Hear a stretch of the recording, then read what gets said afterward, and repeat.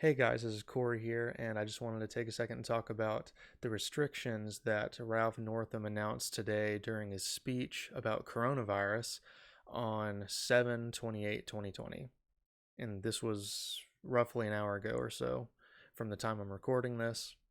I want to talk about some of the things that he had to say concerning the restrictions, and I want to talk about whether or not those are the right way to go about this, whether or not it's right or wrong for him to do this. So first, let's just get right into it.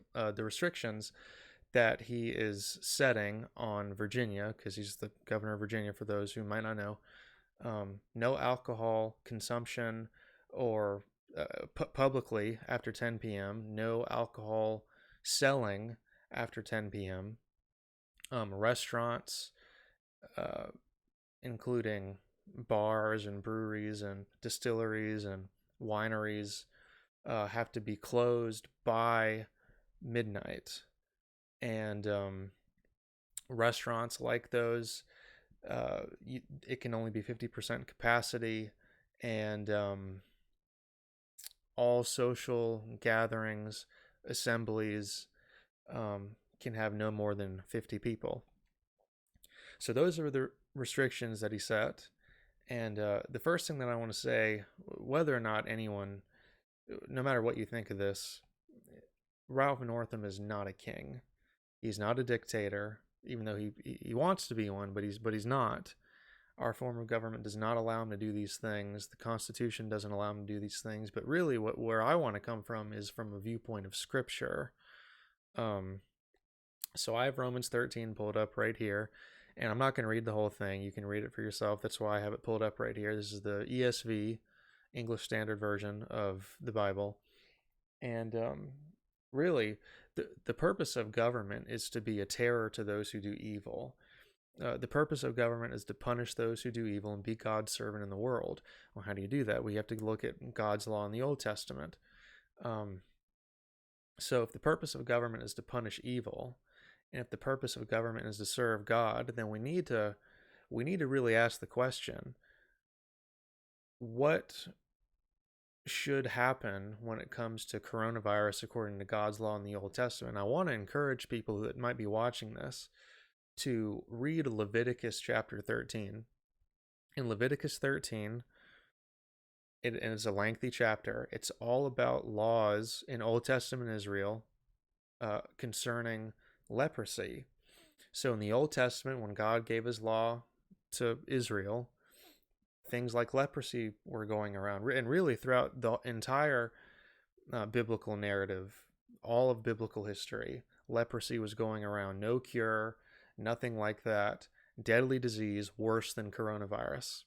And in Leviticus 13, the priests would examine people that had leprosy, and if you were unclean, or in other words, you had leprosy, they would quarantine them. But people who did not have it, people who are healthy, really weren't given any restrictions. Now, that's not to say, never wash your hands or just go coughing on people. But Leviticus 13, and really all of God's law in the Old Testament, really doesn't give any restrictions, like quarantining or wearing masks or shutting down businesses or really stopping the economy over a disease. And I mean, leprosy is worse than coronavirus. So, I mean, if they didn't do it, if God's law doesn't say to do that for leprosy, then we certainly shouldn't do that for coronavirus, which is nothing like leprosy. Leprosy is way more deadly, one of the deadliest diseases in human history, and definitely in biblical history. So, with that in mind, we need to go back to Ralph Northam's restrictions. When there's a disease going around, worse than coronavirus in the Old Testament, you don't have restrictions on businesses or healthy people or alcohol consumption or restaurants or social gatherings or whatever. You don't have any restriction on those things. Like, your life goes on as normal. And that doesn't mean, never wash your hands. That doesn't mean there's no context where you, that there isn't any context where a mask should be required. Like, I mean, doctors should wear masks. Um, I don't think we should put sick people in nursing homes. Obviously there's wisdom that has to be talked about here. But all of that's voluntary. The government really doesn't have the right to tell anybody to put a mask on or to shut down their business, because the government's purpose is to punish evil, not be in charge of our health, and not uh, really shut down our lives, whether it's work or assembly or church, because that's another thing that has to be talked about. Going to church is a command by Jesus, and Jesus is King of Kings and Lord of Lords, which means he is king over Ralph Northam. He's king over all government. Psalm 2 says that the kings of the earth have the responsibility to obey the Son, to obey Jesus, which is consistent with what we have right here in Romans 13. Government is supposed to serve God. And in order to do that, you have to go to God's law in the Old Testament. And if it's contradicting God's law in the Old Testament, then you really have no business being in government. Because, and that's true of Ralph Northam. Ralph Northam is not fit to govern, because what he's doing right here is not in accordance with God's law. In Leviticus 13, you quarantine sick people, and it was the priests that were doing it. The government doesn't have the right to put sick people on house arrest or give them ankle bracelets. The government doesn't have the right to shut down businesses, make you wear masks, make you not go to church, make you not go out in public, or take away the right to assemble. And the government most certainly does not have the right to defy Jesus in this way. So, churches should not have to listen to this, and churches do not listen to this. Gather for worship on Sunday, gather for Bible study. The right to assembly is a biblical concept, and we see that in going to church. And again, constitutionally, we have the right to assemble. That's right in the First Amendment. That's the governing authority in the United States of America, is the Constitution. Ralph Northam is going against it.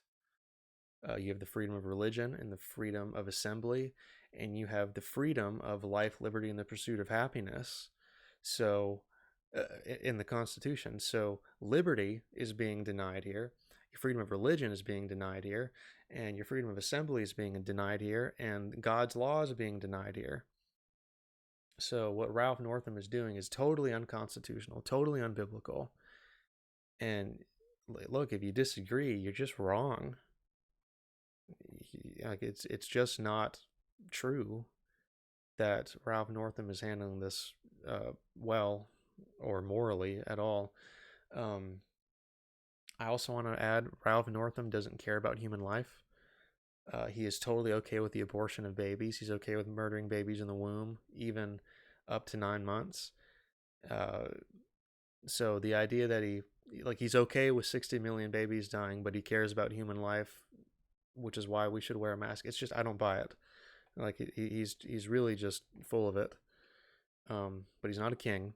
But we do have a king, Jesus, and in his law, you don't do this to healthy people.